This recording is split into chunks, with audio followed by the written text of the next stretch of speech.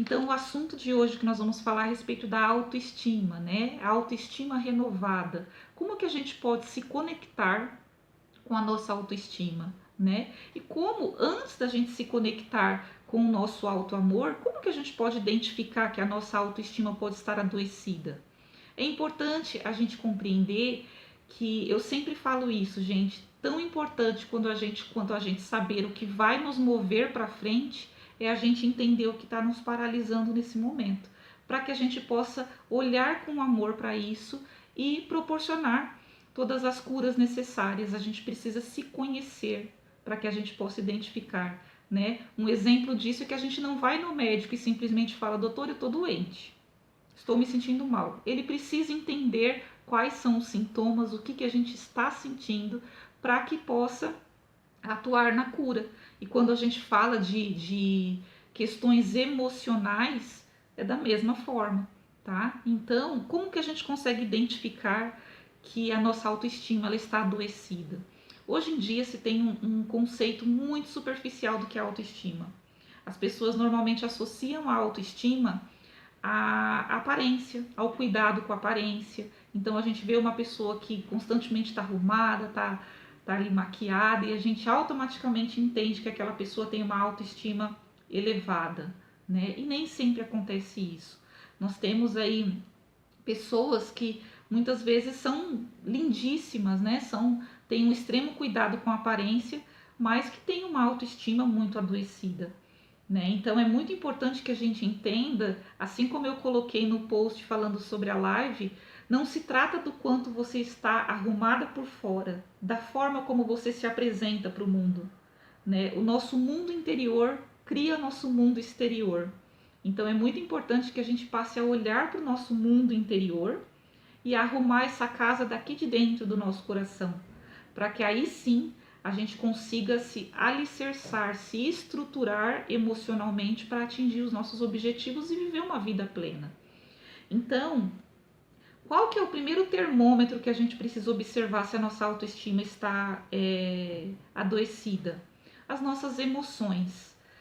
É importante que a gente pare para observar como que a gente se sente durante o nosso dia, né? A maior parte do nosso dia. Será que a gente se sente bem, a gente se sente encorajado, a gente se sente com paz interior, né? Ou será que em vários momentos da nossa vida, em vários momentos do nosso dia, a gente ainda para questionar se a gente é bom o suficiente para determinada coisa, por que a gente não consegue atingir determinado objetivo, né? Será que em determinados momentos a gente se sente ainda vítima das circunstâncias? Isso é um reflexo da autoestima adoecida, né? A gente compreender que a gente observar que na maior parte do tempo a gente se sente adoecido por dentro, a gente se sente dolorido por dentro diante de várias situações. Nós entendemos um outro aspecto também que é importante a gente observar é o costume de às vezes se comparar às outras pessoas, né? Existe uma cultura de comparação muito forte que a gente observa, que é inclusive propagada pelas redes sociais, é incentivado fortemente. Não sei se vocês já viram, esses dias eu tenho visto vários vídeos de mulheres, meninas, né, mulheres que às vezes fazem vídeos reagindo a outras mulheres e criticando outras mulheres. Então, o que a gente observa daí? Às vezes a necessidade que uma mulher tem de criticar a outra para se sentir melhor. E isso é um mecanismo inconsciente, não é que a pessoa faça isso porque ela quer realmente preterir a outra, não é isso. Mas trata-se de um mecanismo inconsciente. Muitas vezes uma pessoa que tem autoestima baixa, ela projeta no outro as suas sombras e ela se sente aí na necessidade de criticar o outro, né? Por isso que é muito importante. Eu sempre falo que as mulheres elas precisam se apoiar mais, né? Ao longo da história a gente se sentiu muito desamparado, muito julgado, nós somos muito julgadas, né? As mulheres no geral, as nossas ancestrais foram muito julgadas. Então é muito importante que a gente assuma o compromisso conosco mesma de nos apoiar, né? De apoiar umas às outras, porque foi muito desafiador ao longo das eras ser mulher, né? Boa noite, Lisa, boa noite, Ana Lúcia, sejam bem-vindas. Então, é muito importante, eu tenho uma frase que eu tenho muito carinho que fala que sozinhas nós somos pétalas e juntas nós somos rosas.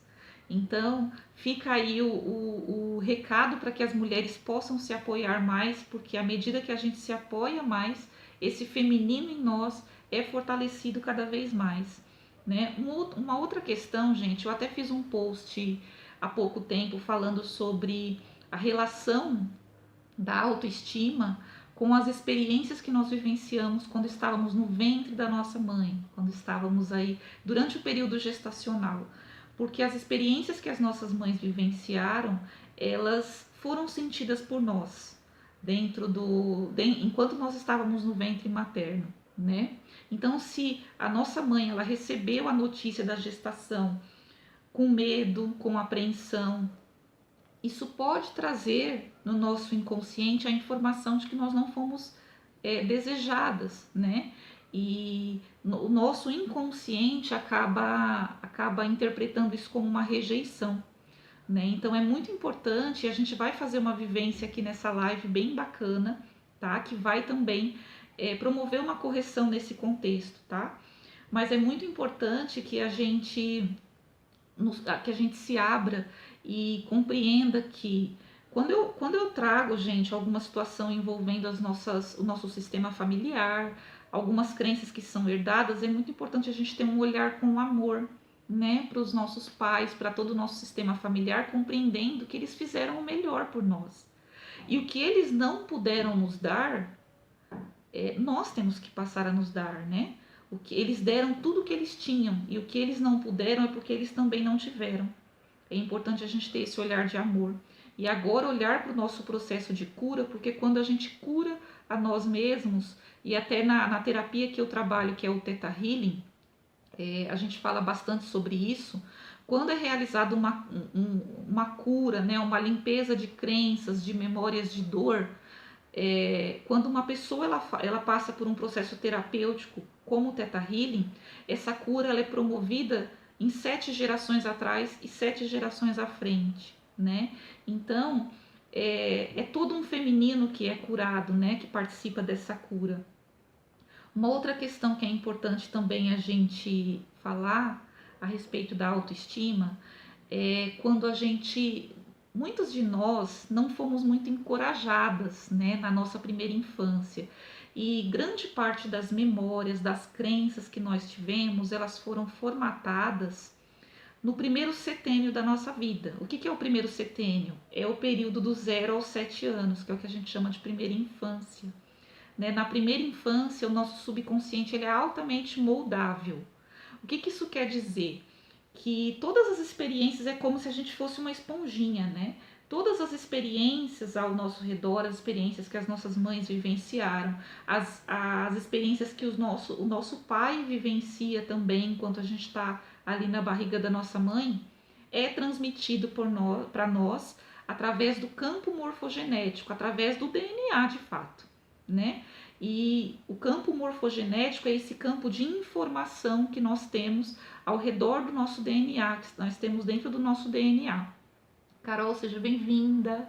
Maili, seja bem-vinda. Obrigada pela presença. Então, gente, é muito importante que a gente tenha um olhar muito carinhoso, né, para nossa criança interior, e a gente vai falar sobre isso, porque a nossa criança é como se dentro de nós sobrevivesse aquela criancinha, né? E enquanto a gente era um embrião, nós já tínhamos consciência, né? Só que a nossa consciência ela não tinha racionalidade, né? É como se a gente tivesse só uma consciência de sensações, ou seja, se a nossa mãe se sentiu em determinado momento rejeitada, essa sensação, esse sentimento de rejeição, ele vem com a gente como se fosse algo nosso. É por isso que às vezes a gente tem a sensação da gente se sentir rejeitado, alguém faz alguma coisa e aquilo machuca a gente de uma forma e a gente nem entende por que aquilo foi tão grave. Né? Às vezes a pessoa fez algo que não foi por mal e aquilo nos machuca tão profundamente que a gente nem consegue compreender. né? Então, e às vezes é porque aquilo não começou com a gente, aquela rejeição, na verdade, ela foi o ponto de partida, a raiz daquela rejeição é alguma vivência que a nossa mãe teve ou que a nossa avó teve, algum ancestral teve e que nós herdamos na nossa memória celular essa sensação, esse sentimento de rejeição. Uma outra questão, gente, também que é muito importante a gente compreender é a questão das crenças de não merecimento, né? Isso também é muitas vezes arraigado na nossa memória diante de situações da infância mesmo, né? Como eu falei um pouquinho antes, boa noite, Má, seja bem-vinda. Como eu falei um pouquinho antes, muitos de nós não fomos muito encorajados na primeira infância, né? Pelos nossos pais, porque não era a cultura da educação que nós recebemos, né? Qual que é o objetivo dos nossos pais? Nos darem uma educação em que nós nos tornássemos seres humanos de bem, né? Então tinha muito aquele contexto de que às vezes até precisa de umas palmadas, né, para ser um ser humano de bem, para ser um ser humano honesto. E o que isso causou? Criou em muitos de nós uma criança ferida, né, porque a ausência de encorajamento e o excesso de disciplina muitas vezes causa uma criança ferida, nos torna uma criança ferida. E essa criança, muitas vezes, ou ela cresce com comportamentos e necessidades infantis, é como se ela ficasse congelada naquela necessidade de afeto que ela não recebeu lá atrás, quando ela era pequenininha. E não porque os nossos pais não queriam nos dar afeto e não nos amavam, é porque era a cultura da educação naquela época, é como eles aprenderam a ser pais, e da mesma forma é também a forma como eles foram educados, que foi replicado ao longo das gerações, né? Então, essa criança ferida, ela pode crescer buscando nos outros o afeto que na verdade ela não sentiu dos pais. Isso é muito comum acontecer em relacionamentos, né? Então, às vezes a gente tem no relacionamento uma pessoa que não recebeu aquele afeto, aquele acolhimento, aquele amor incondicional, não sentiu aquele amor incondicional dos pais e automaticamente ela vai se relacionar com essa carência de amor, de afeto, e ela vai buscar isso no companheiro, na companheira. E aí a gente tem relacionamentos disfuncionais porque a gente está buscando no nosso companheiro ou na nossa companheira algo que ele não pode dar, que é amor de mãe ou amor de pai, entende? Então é muito importante a gente compreender que só existe uma forma da gente conseguir suprir essa necessidade. E a forma, gente, não é cobrar dos nossos pais o que eles não nos deram, não é nos ressentir pelo que nós não recebemos. É a gente, como adulto, se posicionar como adulto agora e nós darmos esse amor para nós mesmos. Nós nos conectarmos com esse amor e oferecermos para nossa criança interior. E é essa vivência que a gente vai fazer aqui daqui a pouco, tá? Uma outra questão também é a necessidade da limpeza, né? Porque não adianta, gente, a gente não consegue fazer uma cura sem limpar as dores primeiro. Não tem jeito, né? E claro que a gente, através do processo terapêutico, que é o que a gente faz, né? Através do Theta Healing, né? Através de uma constelação familiar, a gente procura atuar de forma mais amorosa e acolhedora possível para fazer essa limpeza, mas essa limpeza ela é muito necessária, né? Então, pensem que é como se para a gente construir uma vida plena em todos os aspectos, no aspecto do relacionamento, ter um relacionamento amoroso que nos traga todo aquele amor, né, que faça a gente se sentir amado e se sentir seguro para amar o outro também. É muito importante que a gente saiba que é como a construção de uma casa. Você não constrói uma casa num terreno que está cheio de entulho. Então você precisa limpar todo esse entulho primeiro, para depois, no terreno limpo, você construir aquela casa, né? E é claro que é importante a gente destacar que a gente troca o pneu com o carro andando, né? A gente precisa estar sempre olhando para as nossas emoções, os nossos sentimentos e nos acolhendo para que a gente consiga construir relacionamentos mais plenos, para que a gente consiga até ter uma plenitude, gente, dentro da nossa profissão, né? Então, vamos lá. Só vendo aqui quem chegou para dar as boas-vindas. Marcos, seja bem-vindo. Dani, seja bem-vinda. Obrigada pela presença. Cícera, seja bem-vinda. Ana Lúcia, seja bem-vinda.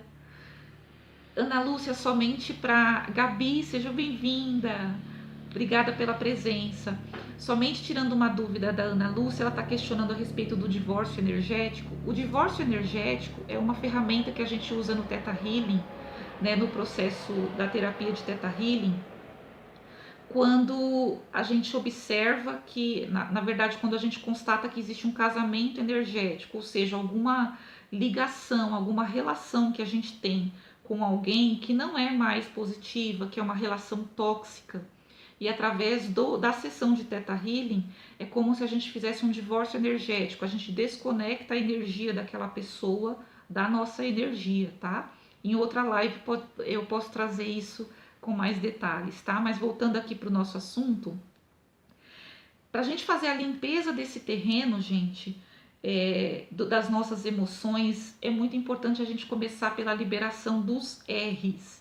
O que são os R's? Ressentimentos, remorsos, rejeições. Então, muitas vezes a nossa autoestima ela fica prejudicada porque nós guardamos muitos ressentimentos.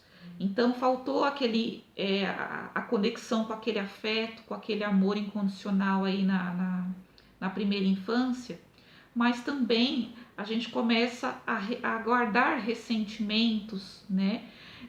Todas as vezes em que alguém nos faz mal. Tem um vídeo aqui no Instagram, né? E para quem está no YouTube também, no meu canal do YouTube, que eu tô falando de superar um hábito que é muito negativo para nossa saúde emocional, e é o hábito de ressentir. O que é importante a gente entender? Se você tem ressentimentos com alguém, isso sem dúvida vai impactar negativamente na sua autoestima. Vai ocupar um espaço interno tão grande em você que você não vai ter espaço dentro do seu coração para você se conectar com o seu auto-amor. E, gente, é fundamental a gente entender que o perdão é a chave para a limpeza do ressentimento. E o perdão, ele não é para a pessoa. Você não está perdoando a pessoa de modo que a pessoa tenha a liberdade de te magoar de novo. Porque muitas vezes o ressentimento, ele é como se fosse uma proteção para que a gente não seja magoado de novo, né? E o perdão é para que você se liberte de ficar preso naquela situação de mágoa, de ficar preso naquela situação que te machucou. Então, o perdão ele é fundamental para que você possa se reconectar com o seu auto-amor. A questão do remorso, né? Se você tem algum arrependimento na sua vida, também é algo que ocupa um espaço interno enorme no seu coração e acaba tirando o foco do seu auto-amor, da sua autoestima, né? E você deixa de se acolher e começa a se condenar por algo que você se arrepende. A chave para a limpeza desse arrependimento, desse remorso, é a aceitação. Aceitar que você fez o melhor que você pôde dentro do grau de consciência que você tinha naquele momento e que você aprendeu alguma virtude com isso, né? Nós estamos aqui para aprender as virtudes. E quando a gente fala de alto valor, de alto amor, a gente fala de se relembrar dessas virtudes que nós já temos, do nosso valor. Então, cada um de nós temos as nossas virtudes, né? E a gente está aqui como crianças de Deus, como crianças do Criador, relembrando essas virtudes todos os dias. E às vezes os desafios que nós estamos passando são desafios que estão nos conectando a essas virtudes, né? Porém, claro que a gente pode aprender virtudes da forma mais leve, mais amorosa possível, através da conexão com o amor incondicional de Deus, né? A questão da rejeição é fundamental também que a gente compreenda que se o outro nos rejeitou, ele automaticamente espelhou uma rejeição que nós tivemos conosco em algum momento da nossa vida. A gente entrou em ressonância energética com esse sentimento e de alguma forma isso acaba se manifestando, né, na nossa vida. E é muito importante a gente entender que eu não estou falando que é nossa culpa, tá, gente? Não é culpa. Muito pelo contrário, né? Nós estamos aqui para aprender as virtudes e se conectar com o amor incondicional. Mas esse amor incondicional ele tem que começar com a nossa conexão com a nossa espiritualidade, com o amor incondicional do Criador e com a nossa conexão conosco mesmo, com a gente mesmo, né? É buscar esse amor incondicional. Tudo que a gente busca fora, a gente precisa primeiro encontrar dentro de nós, porque o nosso mundo interior cria o nosso mundo exterior. Então, é se reconectar com o nosso próprio valor. E aí eu quero aproveitar esses minutinhos aí, eu já vou começar a vivência, o exercício que a gente vai fazer.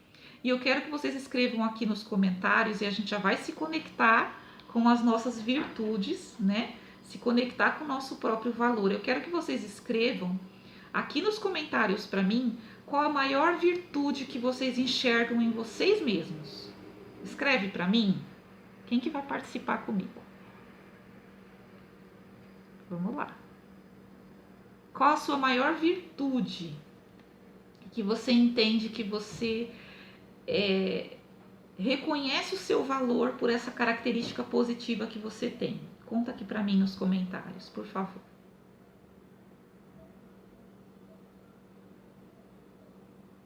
Gente, precisa pensar tanto assim? Como assim? Qual a maior qualidade que vocês enxergam em vocês mesmos? Renata, seja bem-vinda, Renatinha. Gratidão pela presença. Amor, Lisa, realmente veio para expandir amor. Persistência, força de vontade, Ana Lu. Muito bem, uma excelente virtude.